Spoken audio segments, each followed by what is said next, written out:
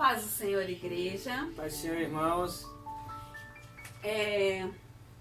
Hoje nós vamos começar a nossa segunda revista do ano, né, da EBD, o nosso segundo trimestre. E por causa dessa pandemia, vamos estudar de casa, mas não vamos deixar de aprender a palavra de Deus. Com certeza. Esse segundo trimestre, a lição é muito rica. Fala sobre a igreja eleita, redimida pelo sangue de Cristo e selada com o Espírito Santo da promessa. E nessa nossa primeira lição, vamos estudar as cartas aos Efésios, somente a saudação e aos destinatários. Por quê? A revista é muito rica e eu não vou entrar em toda a carta aos Efésios. Por quê? Porque depois os outros irmãos irão ministrar as suas aulas, que estão maravilhosas. Eu já dei uma lida na revista e está muito boa. Então, a nossa primeira lição tem por título Carta aos Efésios, saudação aos destinatários. Mas antes de tudo isso, vamos primeiro orar, vamos pedir ao Senhor que nos direcione. Não é simplesmente uma aula, né, ministrada dessa forma, mas é a palavra de Deus que está sendo ensinada, e para isso nós precisamos da ajuda do Espírito Santo. Hoje eu estou com o meu ajudante, Leandro. Amém. Então vamos orar. Senhor, em nome de Jesus, quero te pedir nessa hora, Senhor, que teu Espírito Santo, meu Pai, possa falar aos nossos corações. Deus, que possamos, meu Pai, ministrar a Tua palavra nessa tarde. Não apenas uma lição, Senhor, mas é a Tua palavra que está sendo ministrada. Que a Tua palavra, Senhor, possa ir de encontro aos corações e fazer efeito, Pai. Que vidas sejam alcançadas, libertas, transformadas pelo poder da Tua palavra. Nos guia, nos ilumina, Senhor, nesta lição. Fala aos nossos corações, Senhor. Põe na minha boca aquilo que o Senhor tem a ministrar no coração dos Teus filhos. Em nome de Jesus. Amém. Então, pode passar, Leandro, próximo. Vamos ver o nosso texto áureo. A vós, graça e paz da parte de Deus, nosso Pai, e da do Senhor Jesus Cristo. Efésios, capítulo 1, versículo 2. Verdade prática, pode passar. A Epístola aos Efésios revela o propósito eterno de Deus para a Igreja de Cristo. Vamos para a leitura bíblica em classe. Paulo, apóstolo de Jesus Cristo, pela vontade de Deus aos santos que estão em Éfeso e fiéis em Cristo Jesus.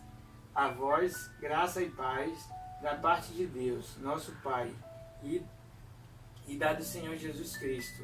Atos 19. E sucedeu que, enquanto Apolo estava em Corinto, Paulo, tendo passado por todas as regiões superiores, chegou a Éfeso e, achando ali alguns discípulos, Disse-lhes: recebestes vós já o Espírito Santo quando crescestes? E eles disseram-lhe: nós nem ainda ouvimos que haja Espírito Santo. Próximo. Perguntou-lhes então: em que sois batizados então? E eles disseram: no batismo de João. Mas Paulo disse: certamente João batizou com o batismo do arrependimento, dizendo ao povo que crescesse no que após ele havia de vir, isto é, em Jesus Cristo. E os que ouviram foram batizados em nome do Senhor Jesus. E, impondo-lhes Paulo as mãos, veio sobre eles o Espírito Santo, e falavam línguas e profetizavam. Estes eram ao todo uns 12 varões. Então, a leitura bíblica foi Efésios capítulo 1, versículos de 1 ao 2, e Atos capítulo 19, versículo de 1 ao 7. Os irmãos podem acompanhar nas suas revistas. Introdução. A Epístola aos Efésios é denominada de a coroa dos escritos de Paulo e ainda de a rainha das epístolas. Nela, o propósito eterno de Deus para a igreja está revelado por meio de Jesus Cristo. Nesta lição, estudaremos os aspectos introdutórios e as principais abordagens doutrinárias da epístola. Durante esse estudo, o conteúdo da epístola deve nos levar à adoração a Deus e ao aperfeiçoamento da nossa vida cristã. A epístola de Efésios, ela vem nos mostrar sobre duas partes. Primeiro, as declarações teológicas a respeito da redenção e as instruções práticas para a igreja e para os crentes. Autoria e data. Autoria. Conforme o costume da época, o autor inicia a carta declarando sua identidade. Paulo, apóstolo de Jesus Cristo. O livro de Atos menciona que ele se chamava Saulo, nome hebraico, mas que também era conhecido como Paulo. Leandro vai ler pra gente em Atos capítulo 13, versículo 9. Todavia Saulo, que também se chama Paulo, cheio do Espírito Santo, e fixando os olhos nele, disse. Então, como a gente pode ver, o autor da carta aos Efésios, né, é Paulo. E quando eu estava estudando, algo me chamou muita atenção, em que ele se denomina Paulo. E eu fui estudar porque muitas pessoas falam que o nome dele era Saulo e que Deus trocou o nome dele por Paulo. Bom, estudando eu pude ver que não foi bem dessa forma, como a gente aprendeu até hoje. O nome Saulo, ele tinha, naquela época era costume ter dois nomes. Por quê? Porque Saulo, o pai dele era romano. Então, ele também era, como é que fala? Não é descendente, não, ele tinha cidadania romana. E o nome Saulo era em hebraico, e o mesmo nome em Roma, no romano, significa Paulo. Não é que Deus mudou o nome dele, é que quando ele assumiu o seu apostolado, ele resolveu usar o nome de Paulo, assumir o nome de Paulo para poder alcançar os gentios. E o que eu pude entender com isso? Saulo, ele era um grande perseguidor do povo cristão. E quando ele tem encontro com Jesus no caminho de Damasco, ele se converte ao cristianismo, ele se torna um cristão, e depois que ele começa toda a sua missão pregando a palavra de Deus, o que eu pude entender? Houve uma transformação de vida nele, então ele não podia continuar no entendimento dele, não podia continuar com o mesmo nome que ele assumia quando ele era perseguidor dos cristãos. Então, como o nome Saulo significava solicitado, porque provavelmente, como diz a revista, era uma homenagem a Saul, o primeiro rei de Israel, que pertencia à mesma tribo do apóstolo.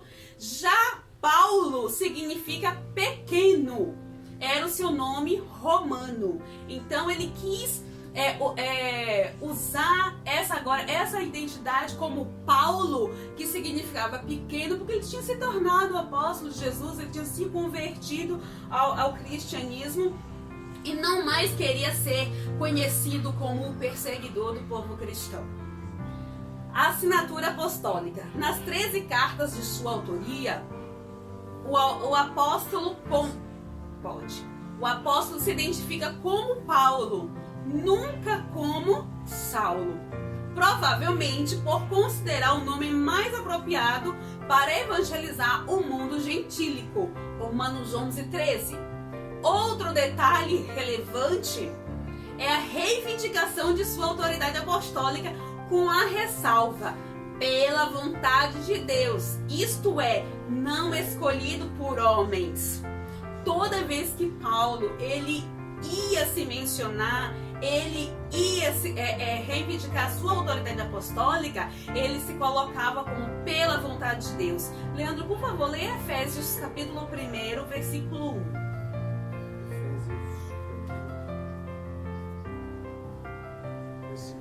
Isso. Paulo, apóstolo de Jesus Cristo, pela vontade de Deus, aos santos que estão em Éfeso e fiéis em Cristo Jesus. Isso. Agora lê Gálatas capítulo 1, versículo 1. Isso. Paulo, apóstolo, não da parte dos homens, nem por homem algum, mas por Jesus Cristo e por Deus Pai, que o ressuscitou dos mortos.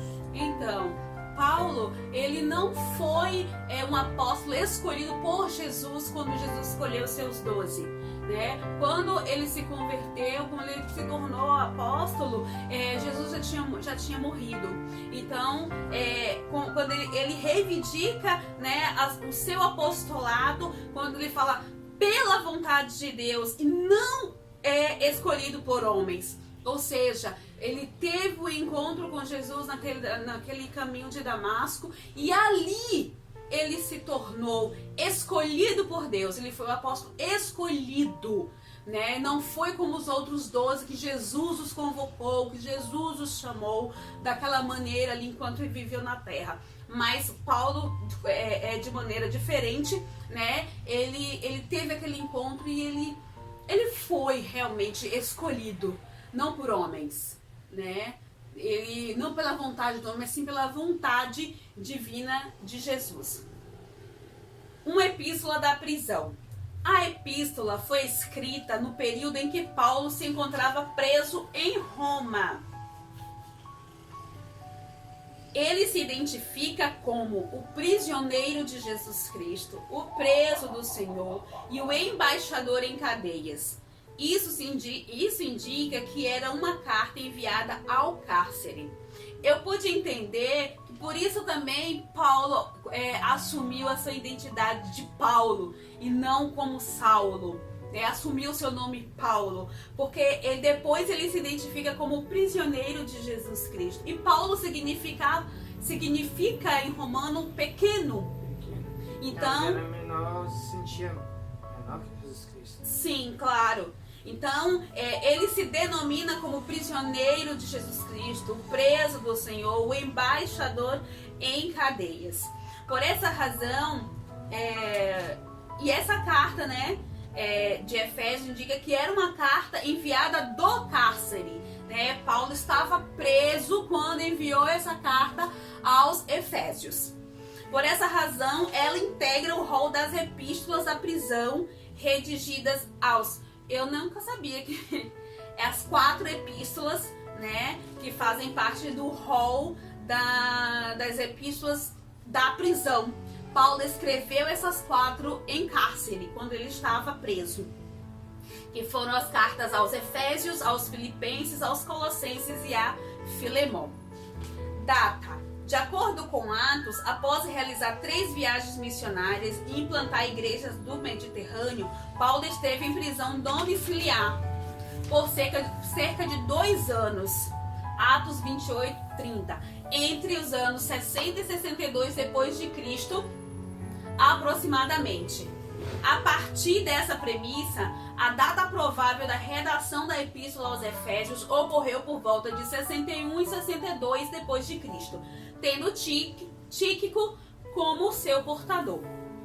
O apóstolo Paulo é o autor da carta aos Efésios e sua data de autoria se dá por volta dos anos 60 e 61, durante sua prisão em Roma. Então o que a gente pode sintetizar do que a gente acabou de ver aqui? Que a carta aos Efésios foi escrita por Paulo, né? Ela foi escrita no cárcere enquanto ele estava encarcerado e em cárcere domiciliar, como disse o Leandro, ele estava em quarentena.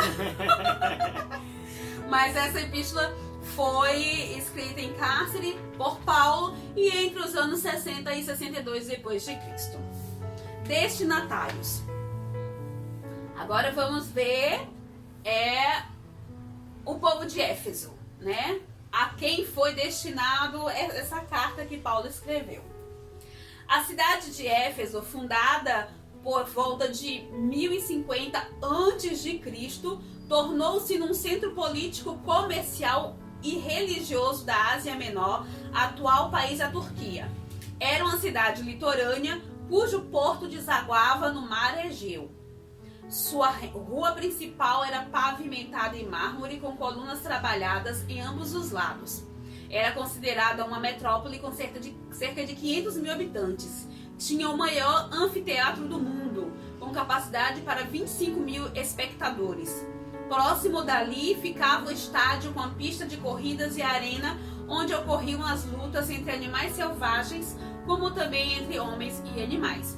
Então, a cidade de Éfeso era uma cidade litorânea, movimentada, era uma capital. Vamos supor que seja como uma Florianópolis, né?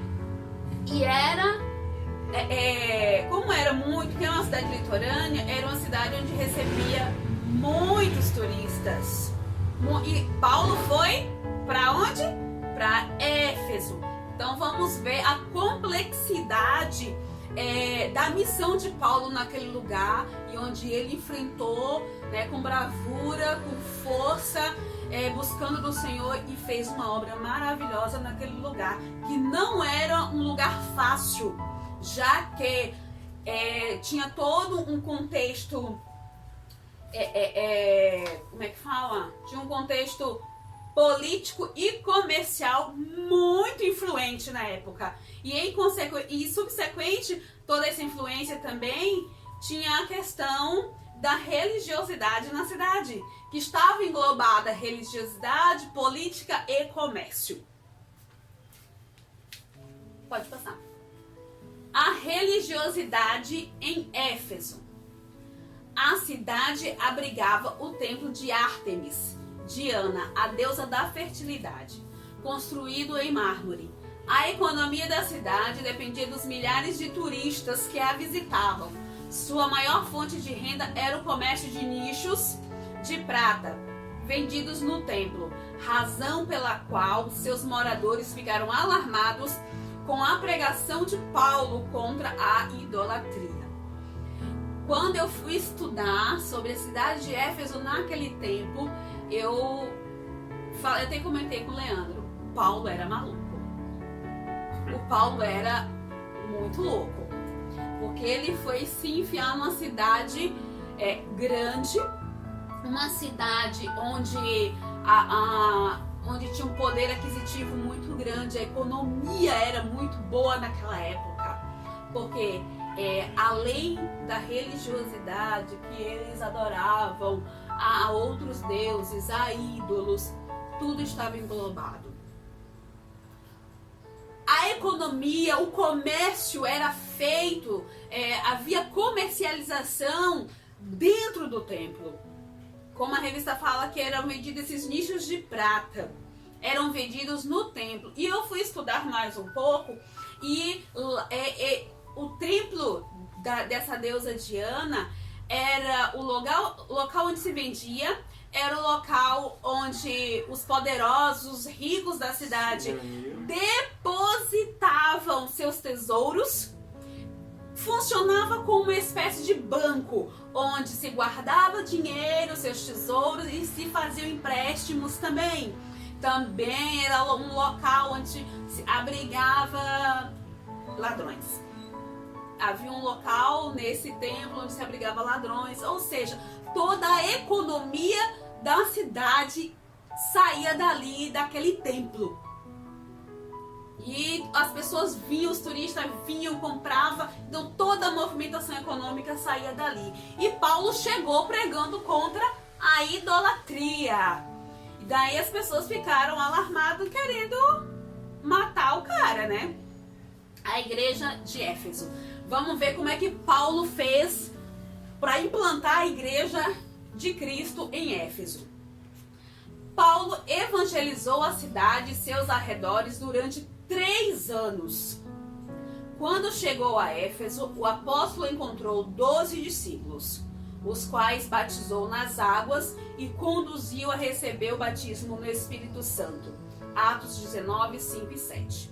Em seguida, evangelizou os judeus na sinagoga por um espaço de 3 meses. Atos 19, 8.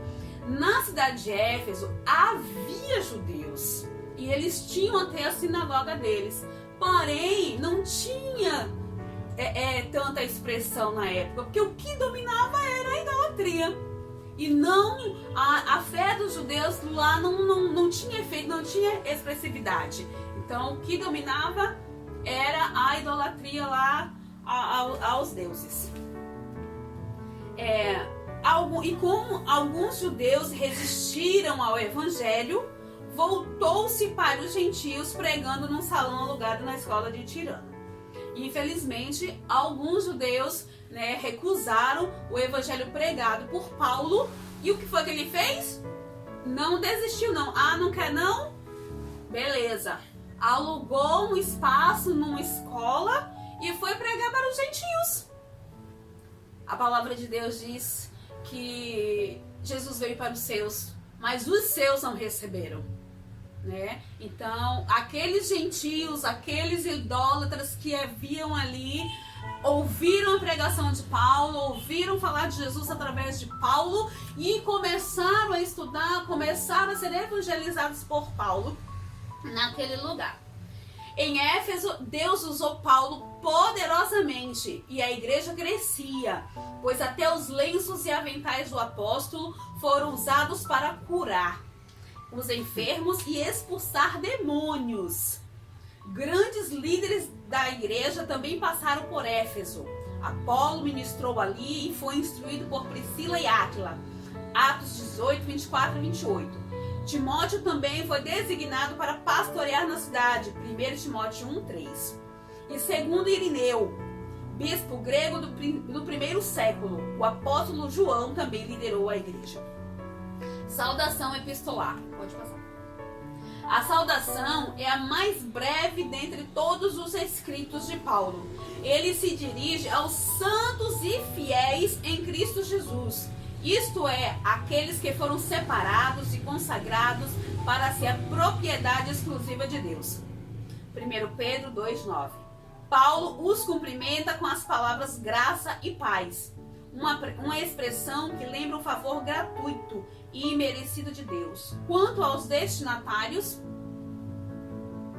a maioria dos intérpretes considera que a epístola era uma carta circular destinada aos cristãos de maioria gentílica das muitas igrejas da Ásia, provenientes de Éfeso, a metrópole mais importante daquela região. Ou seja, a carta, quando Paulo escreveu aos Efésios, foi uma carta circular, ou seja, ele mandou aos Efésios, que era a igreja principal, e dali foi aos arredores. Quando eu falei que Éfeso era, vamos comparar com Florianópolis, por quê? Porque ela era uma metrópole. É como se fosse aqui a igreja em Florianópolis e as outras cidades circunvizinhas, né? Iguaçu, São José, Palhoça. Essas igrejas também, né? Essas cidades, essa carta foi destinada a eles também. A epístola é considerada uma carta circular dirigida às igrejas da Ásia, a começar pela cidade de Éfeso, o centro político, comercial e religioso da época. Pode passar. Propósito e mensagem. Qual foi o propósito, dessa carta de Paulo aos Efésios? Propósito. Aparentemente, a epístola não aborda nenhum problema específico como em outras de Paulo. Porém, nos capítulos iniciais da carta, percebemos algumas ênfases que sinalizam a solução de certas questões. Por exemplo, haviam novos convertidos que vinham do mundo helênico e praticavam religiões de mistérios e magia, mas que agora se reuniam com os santos de Éfeso. Não por acaso o apóstolo Paulo mostra àqueles crentes que Cristo está no controle do universo inteiro. Ou seja, a igreja crescia e, além dos judeus que aceitaram a pregação de Paulo, havia também os gentios ali no meio daqueles judeus, né, que se formaram a igreja. E sempre, como havia judeus e gentios, né, Paulo sempre deixou muito claro nas suas pregações que Jesus Cristo, ele era o dono do universo, ele estava no controle de tudo, que todos eram iguais. Também é possível perceber outro tipo de ênfase do apóstolo. O passado daqueles cristãos era marcado pela imoralidade e bebedeira, mas uma vez salvos pela graça, eles deveriam adotar um novo estilo de vida em Cristo. Efésios 2, 1, 10. Então, o que é que a gente pode ver? Não precisa agora não. O que é que eu pude entender? Certamente havia uma rejeição dos judeus, né, para com os gentios naquela época.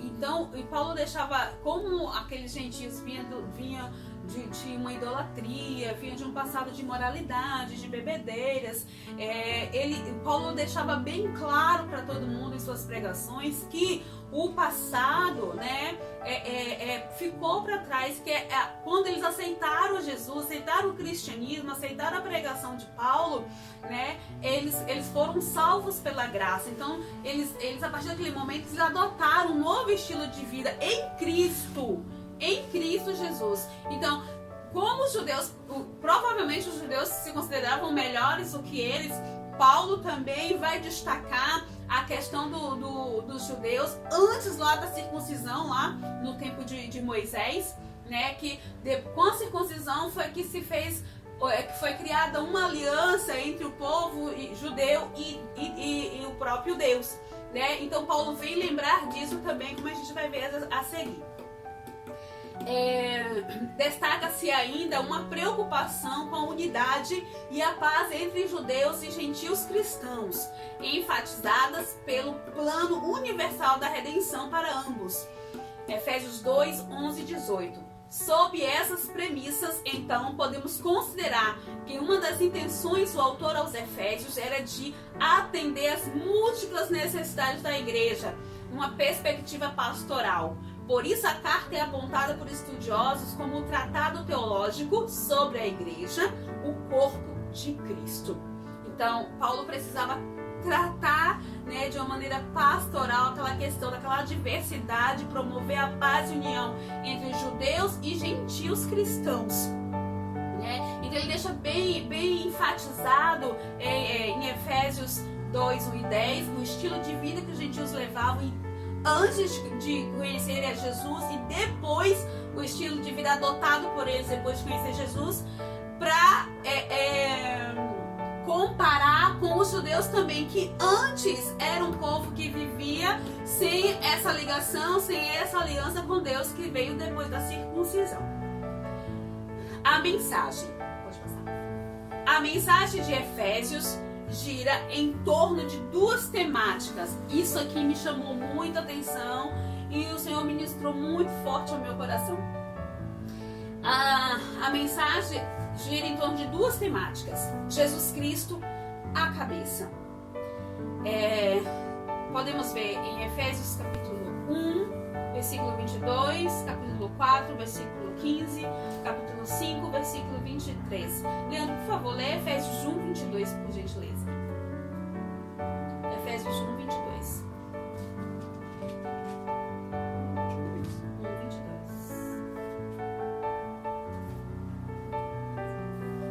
1:22. E sujeitou todas as coisas a seus pés, e sobre todas as coisas o constituiu como cabeça da igreja, O 23. que é o seu corpo, a plenitude daquele que cumpre tudo em todos. Então, a mensagem da carta aos Efésios, Paulo vem relatar sobre Jesus Cristo como a cabeça da igreja e a igreja, né, num todo como um corpo, cabeça e corpo unidos, né, num só propósito. Assim podemos classificar os desdobramentos desses assuntos nos seguintes eixos temáticos. Primeiro, a consumação do plano eterno de Deus na pessoa de Jesus Cristo. A atuação do Espírito Santo como penhor da experiência da salvação. A reconciliação dos povos por intermédio da cruz de Cristo. A revelação do mistério da vontade de Deus por obra do Espírito Santo. Um novo estilo de vida baseado na unidade, na comunhão com o Espírito, na frutificação, na adoração e na intercessão no Espírito. Os novos relacionamentos conjugais e a luta contra o diabo.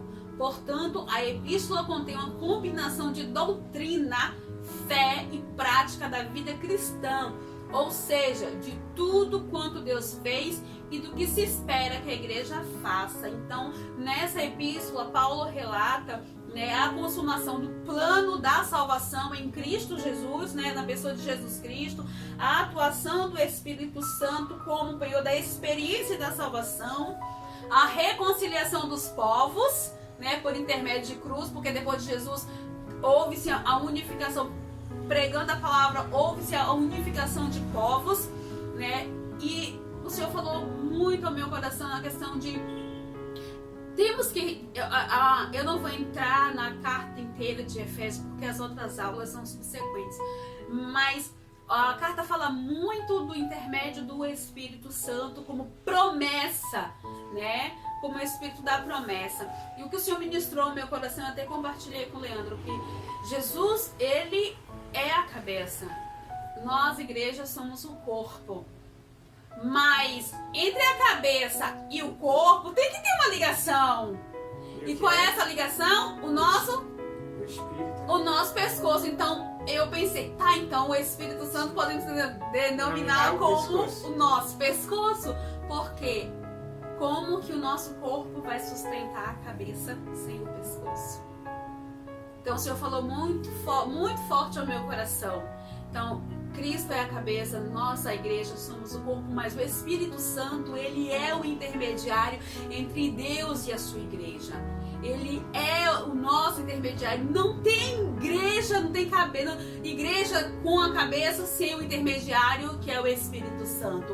Imagina uma cabeça, um corpo sem um corpo sem o pescoço com uma cabeça. É meio desproporcional. Só se tiver um imã, né? É meio desproporcional. Então tem que ter um elo de ligação. Tem que haver essa ligação. E a nossa ligação hoje, igreja, com o Pai, com a cabeça, é o Espírito Santo. Por isso que Jesus, quando foi aos céus, ele disse que deixaria o Espírito Santo como consolador até o final dos séculos. Precisamos do Espírito Santo. Pelo intermédio do Espírito Santo, temos acesso ao Pai. Então a abordagem da carta gira em torno de duas temáticas: Jesus Cristo a cabeça, a igreja seu corpo. Somos o corpo de Cristo na terra. A igreja sem a cabeça, ela não vai a lugar nenhum. Sem Jesus Cristo, ela não vai a lugar nenhum.